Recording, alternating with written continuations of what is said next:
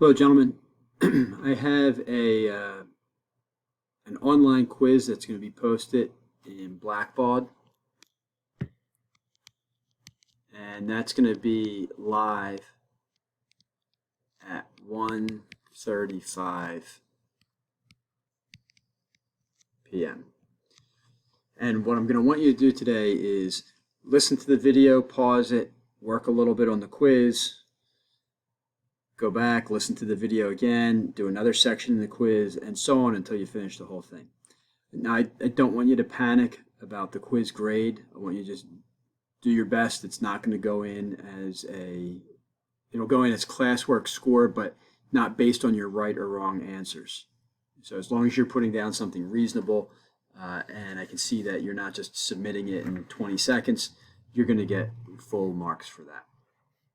So what we're going to work on are radicals. We did this a little bit with when we were solving quadratics by the square root method. So this symbol here, this big checkbox, is the radical symbol. And the radical is the positive square root. We know that most numbers are going to have two square roots, a positive and a negative. The radical symbol is just the positive square root. And here's a new term, perhaps. The number or the expression that's under the radical is called a radicand. And for our purposes, our radicand is going to be not negative. We're going to just deal with radicands that are greater than or equal to 0.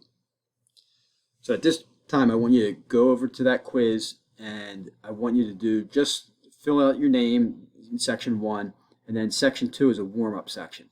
I want you to just take a couple minutes and work through that, and then pause the video, come back, and then we'll get started again.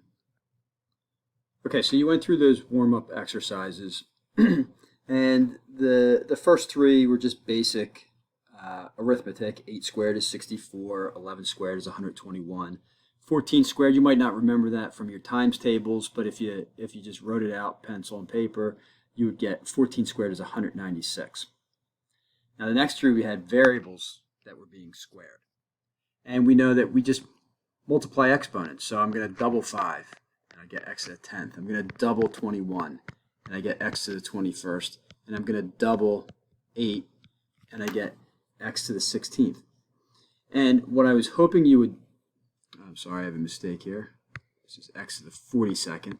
What I'm hoping that you would notice is that after we square something, we get even exponents. So I've squared x to the 5th. What I'm getting is now a perfect square. I've squared x to the 21st. That means x to the 42nd is a perfect square. So perfect squares, whether they're variables or integers, perfect squares are going to equal some base to an even power because we've doubled. Well, that tells us when we go the other direction, when we square root, that if we square root a perfect square, we can just take half of the exponent. So for example, I'm just making up an even number, a really big one, 420. The square root of 420 is x to half of 420, 210.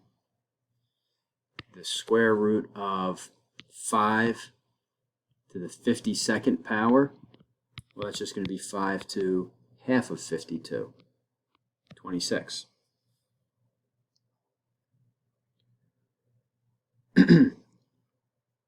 I can mix and match coefficients, integers and variables. So for example, maybe 100 x to the 80th power. The square root of 100 is 10. The square root of x to the 80th is x to the 40th.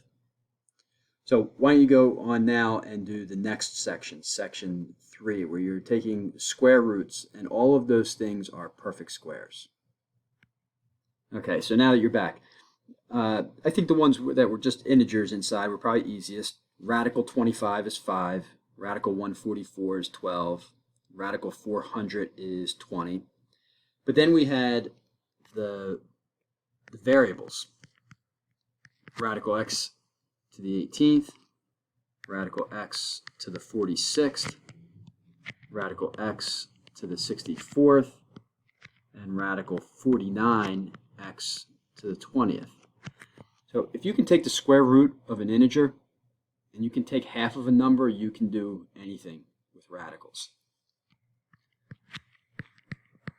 Half of 18, half of 46, half of 64. This one's a little bit of a trap.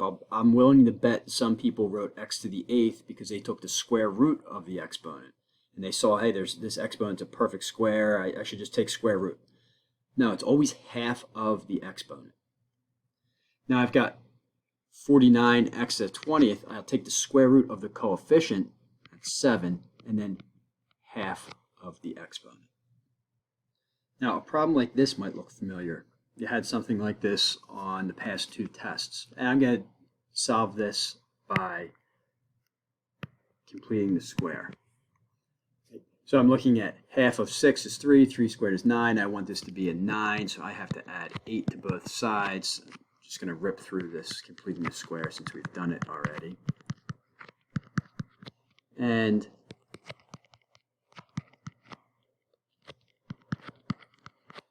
I end up with x equals -3 plus or minus radical 8. And for your past 2 tests, that's good enough for me. But now that we're learning a little bit about reducing radicals, I have this radical 8. And it's not a perfect square. 8 is not a perfect square, but it can be reduced. And the trick to this is you look at the radicand and you try to find perfect square factors. So you want to consider, what's a perfect square that goes into 8? Well, it turns out 4 is a perfect square that goes into 8. So radicals have this feature that we can split them up. If we have the square root of a product, we can rewrite it as the product of 2 different square roots. So I've got 8. 8 is the product of 4 and 2. I can split it into radical 4 and radical 2. And then because 4 is a perfect square, I can reduce it. So my goal is to find perfect square factors.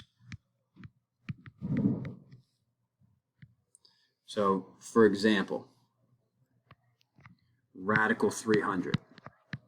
Now there's lots of perfect squares that go into 300.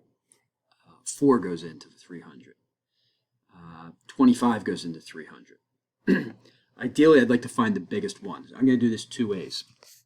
So ideally, I see that 100 goes into 300. And I write this radical 100 times radical 3, and then that becomes 10 radical 3, and I'm done. So it's pretty quick. If for whatever reason, it's not a problem, it just takes a little bit longer. If I didn't see that and I thought 4 goes in to 300 75 times, well, now it's 2 radical 75. And then I can't stop because I have to look. Does 75 have any perfect square factors? Yeah, 25. And the square root of 25 is 5. And 2 times 5 is 10. So I get 10 root 3. So if a number has perfect square factors, we have to keep trying to break it down until we can't go any further. Now, radical 6. I mean, that 6 can be written as 2 times 3, but I don't get anything out of that because neither 2 nor 3 are perfect squares. So it only makes sense to break it down if you can break it down into perfect squares. Now, how does that apply to variables?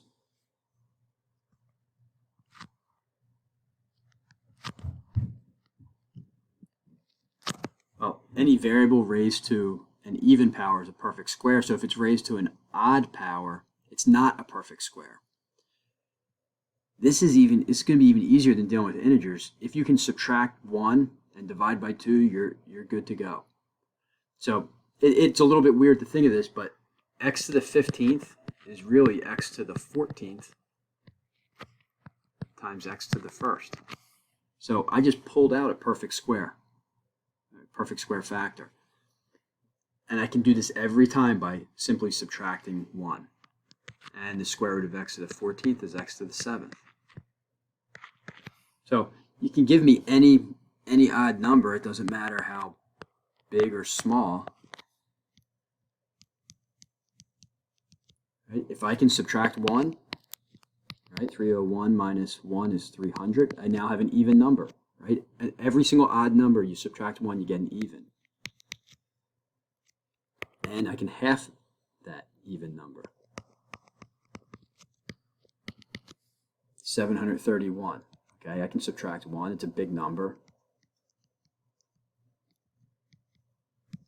And half of that big number would be, I want to say, 365. Hope my arithmetic is right. So I think that's even easier than if it were an integer. I don't have to really think a whole lot. Subtract 1, divide by 2. The final thing that could happen is we could mix and match. We could have a number out in front, like let's just say 500. X to, I'm just making up an odd number, x to the 71st. And what I'm going to need to do is split this into perfect square part, and that part will come out of the radical. Its square root will come out of the radical. The analogy we use is the radical is kind of like jail. We're going to free it from jail by taking the square root. And then we're going to be left with the not perfect square parts. I'll call them the leftovers. That's not a technical term. So 500, I see that has 100 in it. And the leftover would be 5. X to the 71st, I see that has an x to the 70th. I just subtracted 1, and the leftover would be x to the 1st. Well, the square root of 100 is 10, so I've handled my coefficient. The square root of x to the 70th is x to the 35th. And then the 5 and the x, they can't, I should check. There is no perfect square that goes in 5, and that's x to the 1st. Subtracting 1 is not going to do anything for me. So I'll put them back together in one radical. So we can take the square root of any expression with any number of terms, variables, coefficients, and so on. So I'd like you to do that next section. All right, so that last section might have been the toughest of the group. So let's go over it. 20, I see a 4 and a 5. So I get 2 radical 5. 75, I see a 25 and a 3. So I get 5 radical 3. 32, okay, I see a 16 and a 2. And it might not have come this quickly for you. You might have done these in pieces, like maybe the 32, maybe you saw 4 and 8, and then 8 was 4 and 2, so you could break it down in pieces. 11, okay, minus 1, easy. Half of 10, x to the 5th. 35 minus 1, x to the 34th. I have x to the 17th radical x. Notice if it's not a perfect square, there's going to be something left over. Hopefully you didn't get trapped on this and say x to the 9th. Right? Subtract 1, half. And then 8x to the 5th. All right, the perfect square. I see a 4 in there and an x to the 4th. And my leftover would be 2x. Square root of 4x to the 4th is 2x squared. But I still have this 2x trapped in the radical. 45. I see a 9x to the, let me just subtract 1, 9x to the 14th, and then 5x. Square root of 9 is 3, half of 14 is 7, 5x. So that's it. You've got a 12-question homework assignment. You could probably do it right now, get it done before break. So have a great Easter. I'll see you guys when you get back.